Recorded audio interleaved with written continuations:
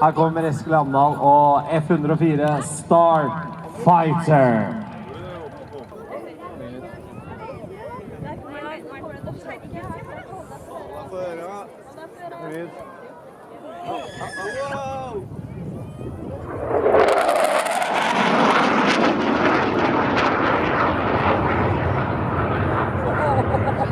I was at a local event where they would show off small planes and such. And that was fun, and that's why I have this random intro. I am going to build a year 2000 budget gaming machine. I was curious to see how a cheap machine from that time would handle games. Here you can see we have some work to do. It is an AMD duron 650 MHz that needs some cleaning.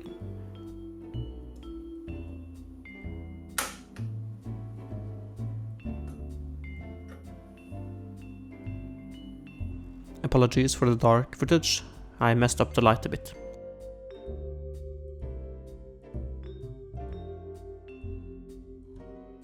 This should be good enough. Since this is a budget machine from 2000, a GeForce 2 MX is appropriate. And it's time to put everything back together.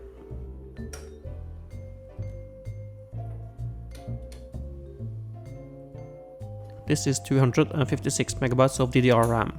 Should have been SD RAM for a budget machine though, but I don't think the difference would be massive in terms of FPS in games. This is not how I used to add thermal paste. I used like a half an hour trying to get the perfect thin layer of thermal paste using a credit card or something like that. But that was a waste of time. And how many of you have slipped up here and shoved the screwdriver into the motherboard? It's a bit scary thing to do. Now this is not the worst cooler, but some of them are very difficult to install or remove because the screwdriver would slip and it would ruin the motherboard, or potentially ruin the motherboard. Well, in with the graphics card and the hard drive, and it's time to see if it boots. And by the way, I'm using a Realtek onboard sound.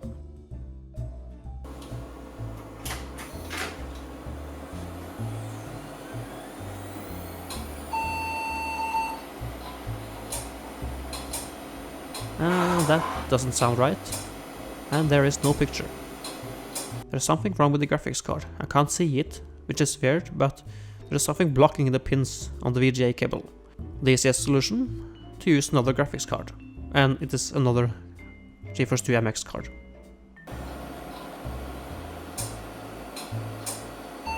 It boots just fine, I just need to replace the hard drive. And we go through the normal partitioning, formatting and installing Windows. Once Windows is installed, I find my floppy disk with USB drivers. Windows 98 and USB makes my life a lot easier. Put the floppy in, install the drivers, reboot, insert a USB drive, install some more and get easy access to any software you want. Let's try 3D Mark 2000.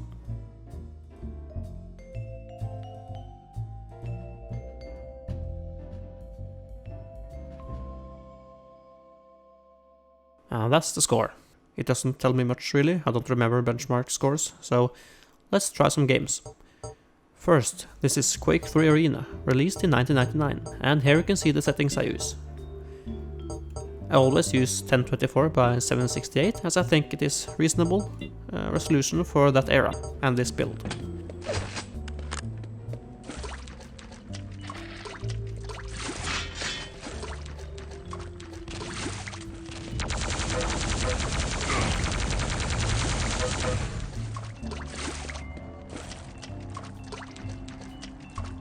That was working well, so let's crank up the graphics and see what happens.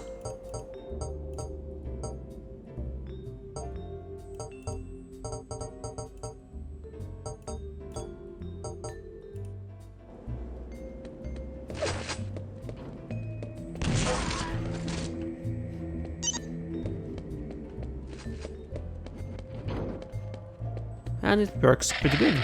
Let's try benchmark.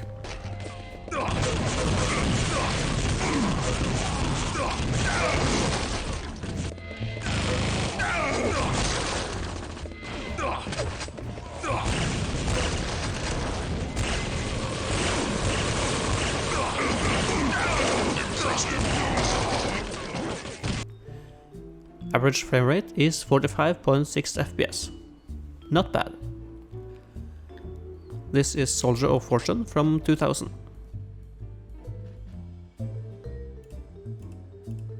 Hey, shut up!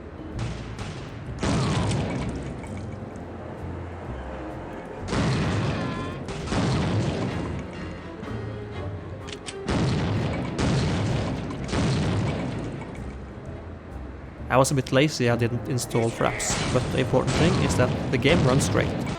This is Revolt from 1999 with vertical sync on. You can see the FPS at the bottom left, it is not able to keep up completely.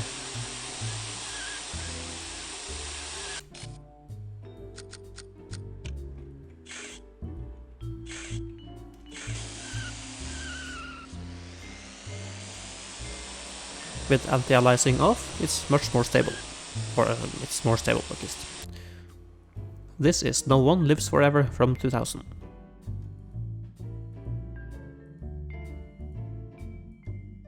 Sure you're not bored? Would you like me to call out the targets for you? That would be lovely.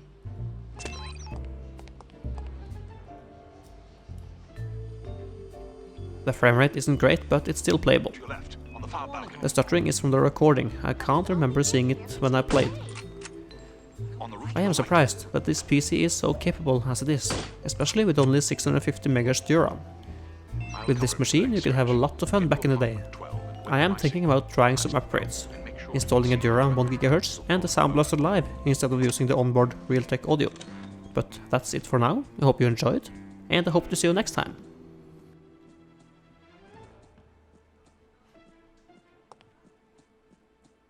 I heard he plans to marry the American girl.